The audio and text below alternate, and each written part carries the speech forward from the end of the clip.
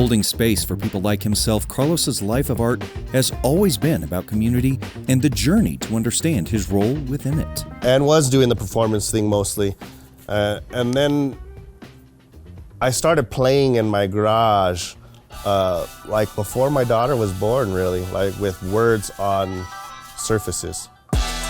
His unique style of writing lent itself perfectly to the visual arts.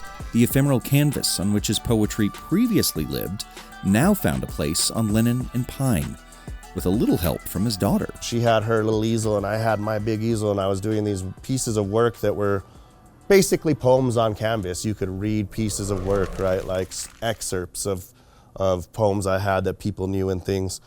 And one day I was doing this big piece, this big 3x3 piece for somebody that they had already paid for it, had already ordered it. And my daughter was there painting next to me and she's like, "Dad, I want to do one of those." And I was like, okay. So I went to get another blank 3x3 canvas and she was like, no, I want to paint on yours.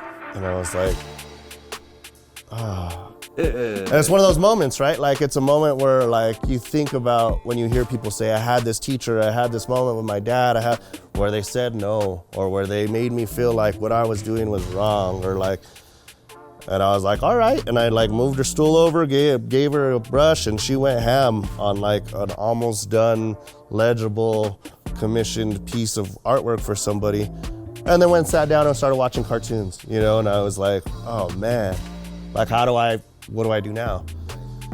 And my effort to fix it turned into my process, man. Like I realized like there were things that I didn't see and I turned it into this sort of figurative, abstract, still had a message behind it, right? Kind of form of art.